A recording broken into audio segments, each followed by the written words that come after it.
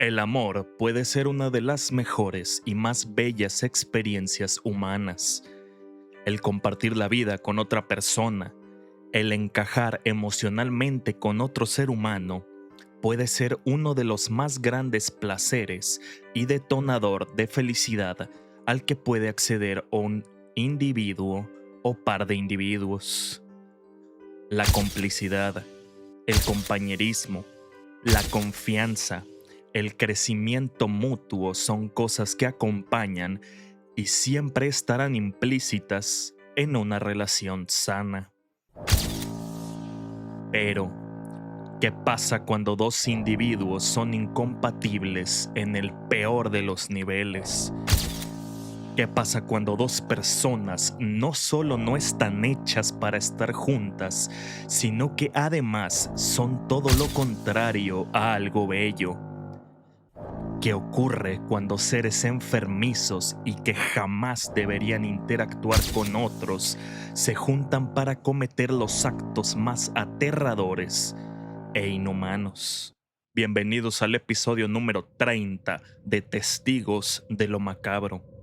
Yo soy Luis David Ortega y en esta ocasión te responderé estas preguntas mostrándote los 3 casos más asquerosos y enfermizos ocurridos entre parejas. Fred y Rosemary West. Frederick Walter West nació el 29 de septiembre de 1941 en Much Marcle, Inglaterra. Dentro de una familia profundamente disfuncional, las relaciones entre familiares eran vistas con normalidad.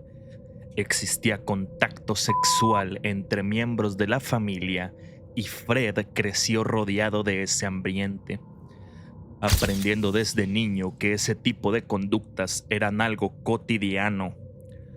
Su padre, sus hermanas y su madre practicaban constantes y normalizadas dinámicas sexuales entre todos en la familia, e incluso Fred era ofertado sexualmente con ajenos a la familia.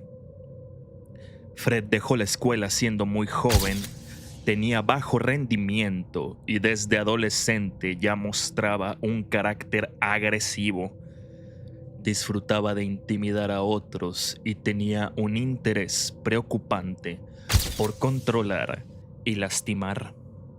A los 17 años sufrió un fuerte accidente en motocicleta que le provocó una lesión en la cabeza, afectando parte del lóbulo frontal, sector del cerebro que se encarga de inhibir las conductas antisociales en un ser humano, formando de esta manera la bomba perfecta entre una crianza horrible, tendencias violentas y además una natural falta de restricciones morales debido a su lesión en la cabeza.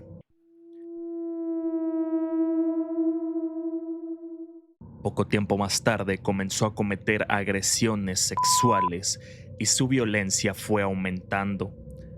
Su primera pareja estable fue Catherine Costello, una joven que ya estaba embarazada de otro cuando iniciaron la relación. Fred aceptó criar a esa niña y después tuvieron otra hija juntos llamada Anne-Marie. Mientras Catherine trabajaba, contrataron como niñera a Anna McFall, una joven que además inició una relación con Fred y también quedó embarazada de él. En 1967, Anna desapareció.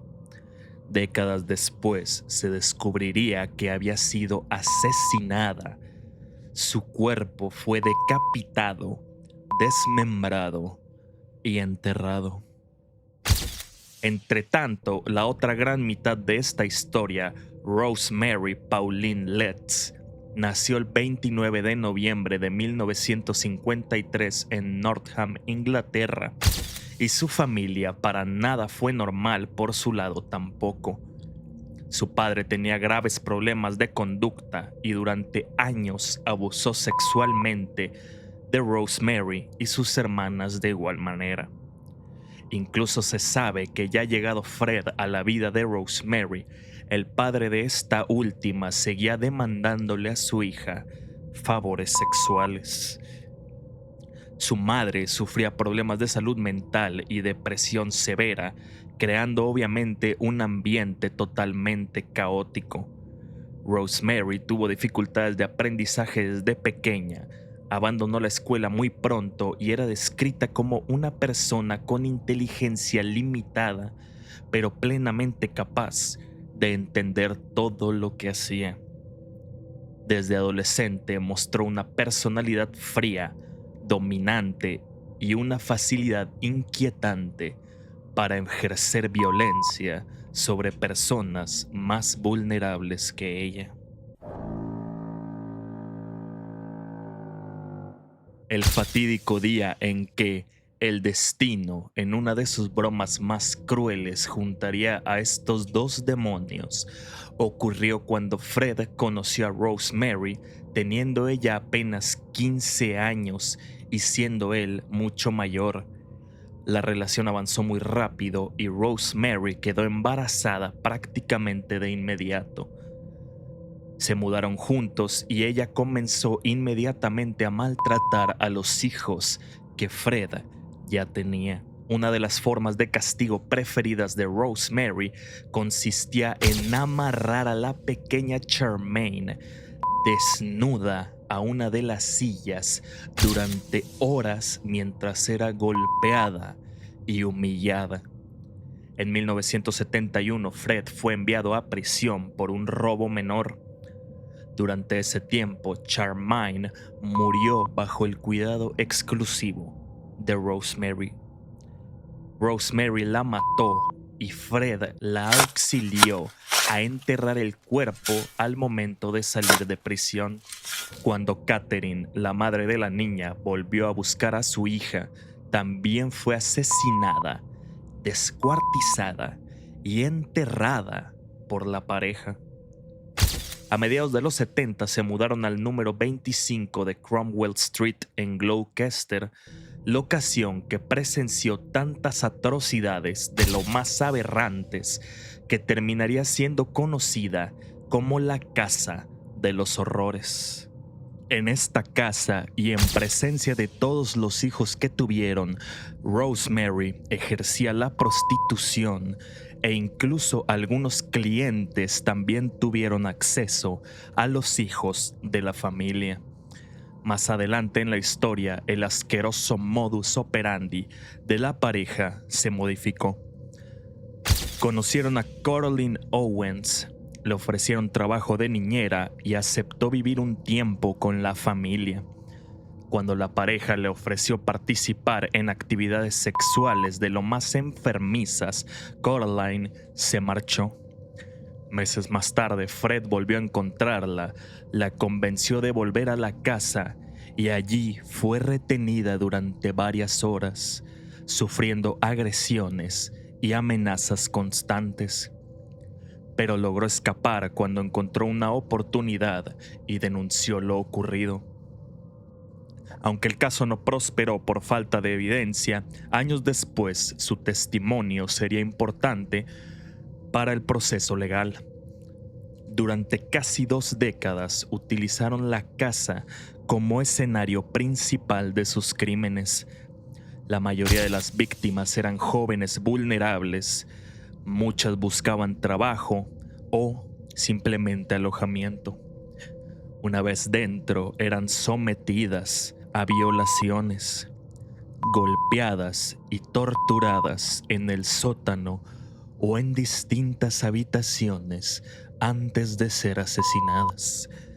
Después ocultaban los cuerpos enterrándolos bajo el jardín, el sótano o diferentes partes de la propiedad. A la pareja en total se le atribuyen al menos 12 asesinatos entre ambos. Pero esto es tan solo la punta del iceberg. Con el paso de los años, el ambiente dentro de la casa se volvió todavía más aterrador para sus propios hijos, debido a que cometerían el que sería su crimen más desgraciado y desalmado, que, para esta pareja, ya es demasiado decir. Heather West, la hija mayor de los West, comenzó a cuestionar el comportamiento de sus padres y amenazó con contar lo que ocurría. En 1987, Heather West desapareció. Fred y Rosemary aseguraron que se había ido a trabajar lejos y que no se la volvería a ver, pero en realidad había sido asesinada y enterrada por sus propios padres.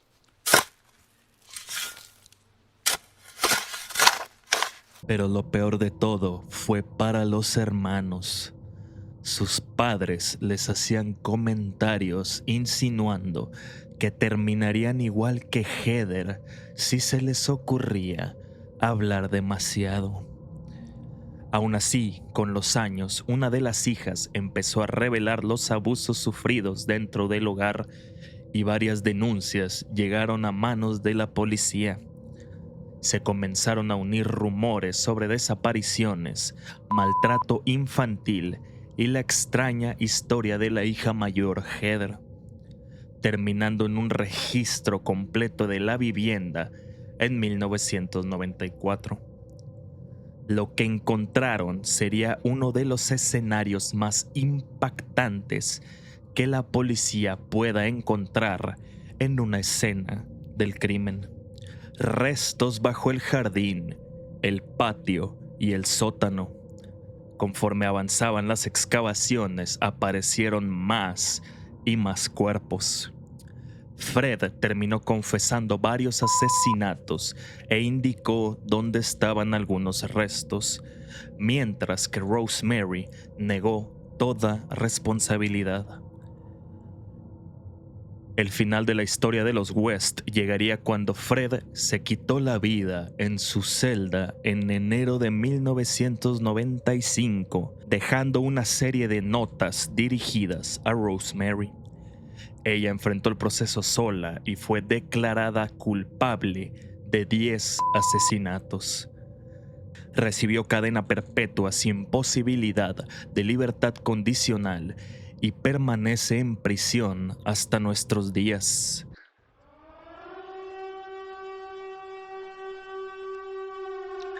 Así como en la vida, también en la muerte, nuestro amor no morirá.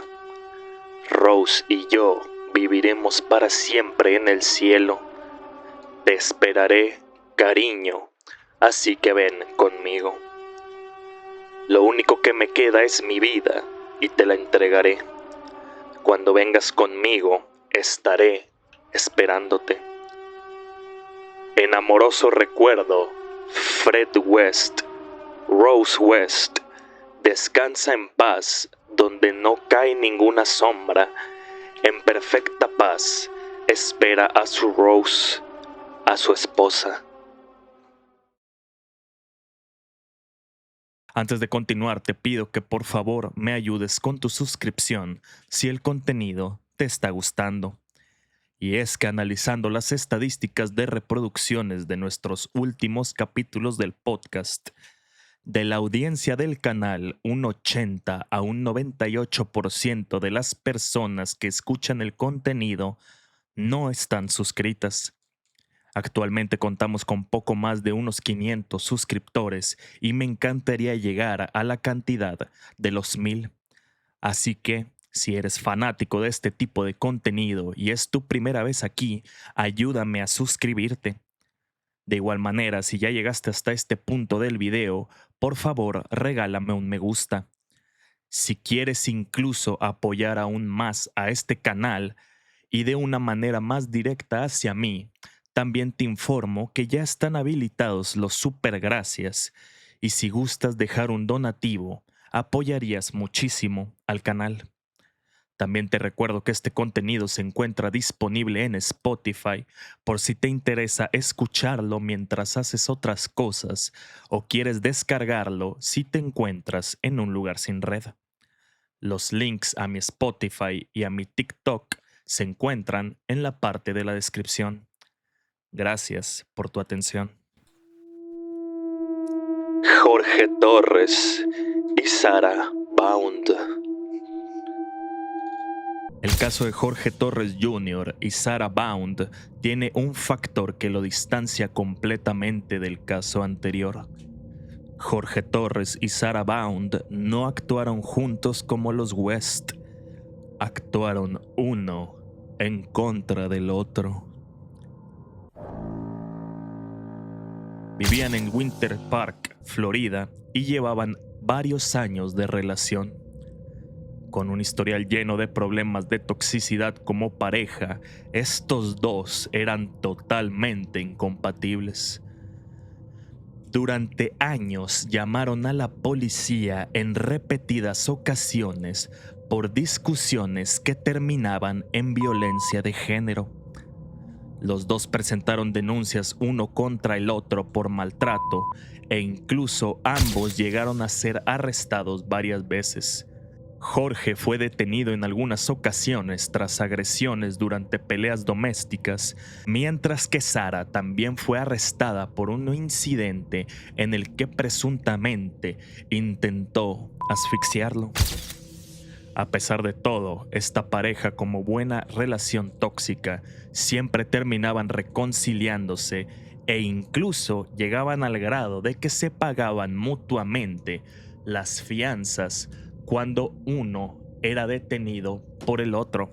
A pesar de ser una relación marcada por ciclos constantes de violencia, separación y reconciliación, familiares y amigos aseguran que en los meses previos a lo que ocurriría después, la pareja parecía estar más tranquila y llevaban un tiempo sin grandes conflictos.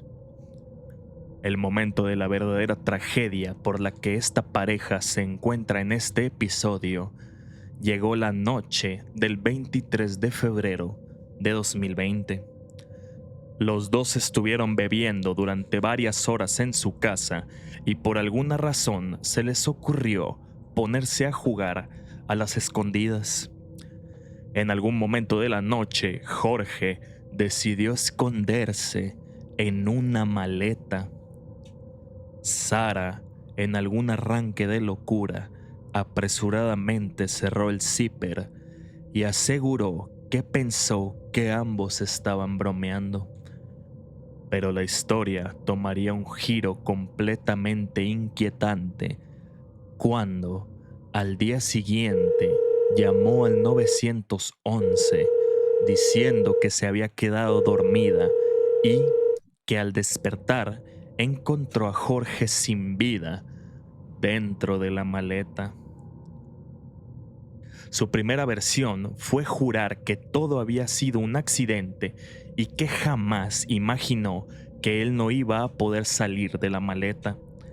Sin embargo, los investigadores encontraron varias inconsistencias en su relato y decidieron revisar su teléfono celular. Ahí apareció la prueba que cambió por completo el caso. Un aterrador video grabado por la propia Sarah durante la noche. For everything you've done to me. Sarah. For everything you've done to me. Sarah. Fuck you. Sarah. Fuck you. Sarah. Stupid. Sarah, I can't breathe, babe. That's on you. Sarah, I can't breathe. It's on you. Sarah. Sarah. Sarah, I can't breathe, babe. Oh. That's what I feel like when you chewing on me. Sarah. Fuck you. Fucking breathe, Sarah. Yeah. You should probably shut the fuck up. Sarah. En esta aterradora grabación se escucha a Jorge suplicando que lo dejaran salir porque no podía respirar. Mientras él pedía ayuda y decía que sentía que se estaba ahogando, Sara respondía con burlas y comentarios en los que le decía que eso era todo por lo que él le había hecho y que era su culpa. En ningún momento abrió la maleta ni intentó al menos ayudarlo. Después de grabar los videos, simplemente subió a su habitación y se fue a dormir, dejando a Jorge encerrado durante toda la noche. La autopsia confirmó que murió por asfixia dentro de la maleta. Con esa evidencia, Sara fue arrestada y acusada de asesinato en segundo grado. A pesar de semejante prueba en su contra, intentó defenderse asegurando que todo había sido un accidente, que había actuado simplemente bajo los efectos del alcohol y que era una víctima de violencia doméstica que reaccionó por miedo. Una vez más, les repito que teniendo en consideración semejante prueba en video, recibió una oferta para declararse culpable y cumplir una condena de aproximadamente 15 años en prisión, pero en una idea absolutamente tonta rechazó el acuerdo, insistiendo en que era inocente y que un jurado la absolvería por lo que ella declaraba. Obviamente, con los videos grabados por ella misma, se la declaró culpable debido a la prueba más contundente: el propio teléfono de la acusada, mostrando minuto a minuto cómo ignoró las súplicas de su pareja hasta que ya era demasiado tarde. Sarah, I can't breathe, babe. That's on you. Sarah, I can't breathe. It's on you. El caso de Robert Bekowitz, James Edward Glover y Janine Clark.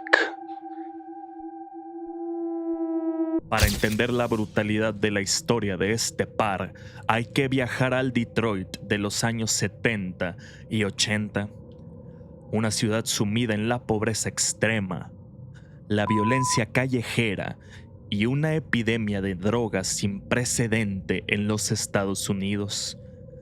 Un escenario como este creó a James Edward Glover, un sujeto que desde niño mostró una alarmante falta de empatía y un sádico gusto por torturar y matar animales callejeros. Su entorno familiar era tan disfuncional y violento que el Estado intervino y terminó siendo enviado a un orfanato de Detroit. Al salir, James se convirtió en un malviviente adicto y dealer local que sobrevivía vendiendo y consumiendo. En ese mismo Detroit se encontraba Robert Bekowitz, un hombre de 33 años que, a diferencia de James, sí tenía un trabajo estable y un hogar. El problema era la pareja de Robert, la otra gran villana de esta historia, Janine Clark. Janine no se trataba de una víctima del destino. Tenía un historial de inestabilidad mental, adicciones y un comportamiento errático que la hacía encajar perfectamente en los círculos como los de James. El destino de estos tres personajes se unió cuando, en una cruel broma de los acontecimientos, Robert se hizo amigo de James y permitió que se mudara a su casa. Lo que Robert no vio venir fue que, bajo su propio techo, el consumo descontrolado de sustancias y la atracción por lo prohibido unieron rápidamente a Janine y a James. Ambos iniciaron una aventura a espaldas de su amigo Robert, alimentada por el abuso de sustancias y una complicidad cada vez más retorcida y oscura.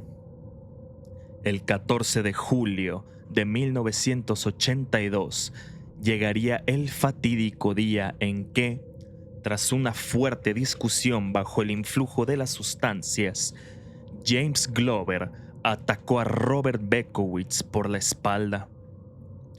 Glover le metió un tiro en la cabeza con una pistola calibre 45 y, no conforme con el disparo, se abalanzó sobre el cuerpo agonizante para propinarle más de 15 puñaladas en el pecho y en el abdomen.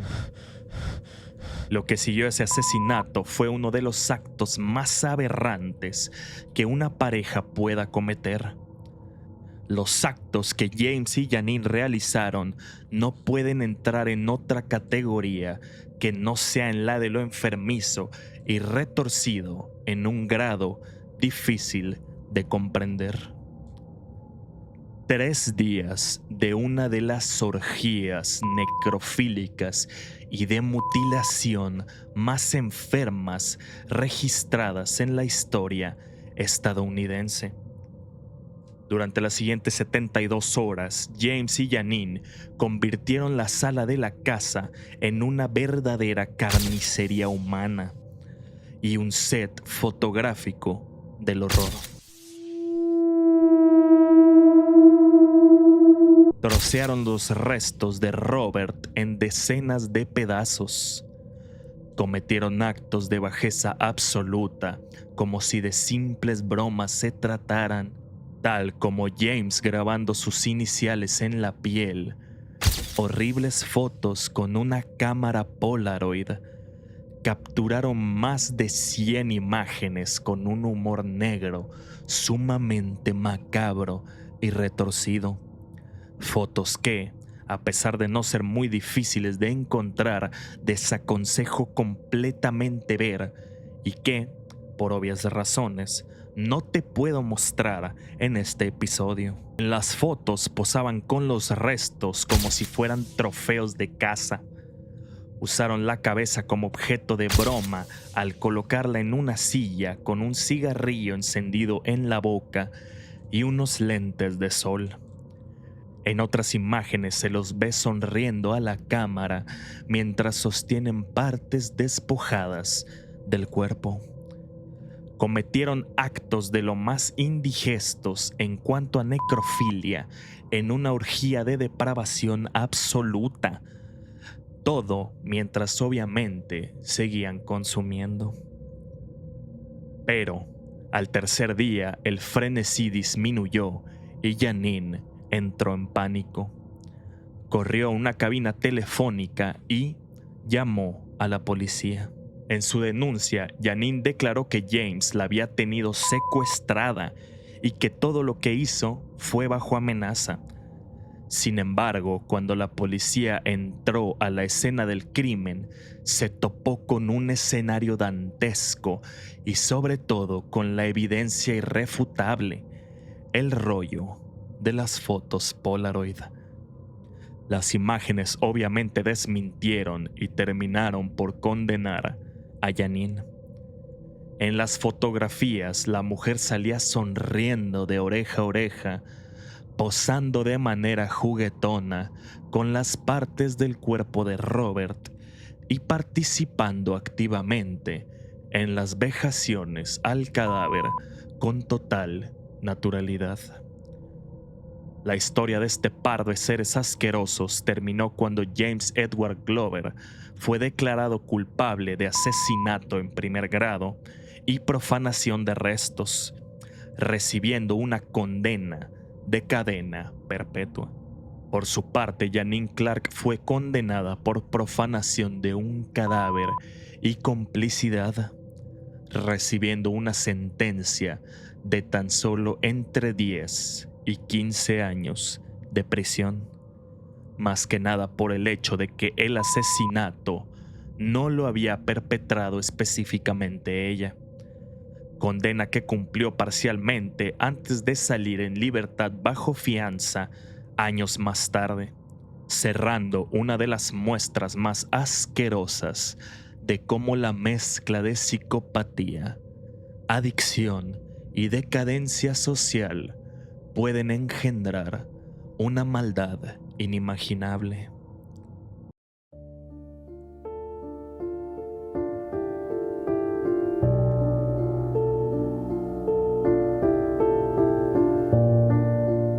Si este contenido te gustó, por favor déjame un me gusta, suscríbete a mi canal y recomiéndame en los comentarios temas de los que te gustaría que hablara en un futuro.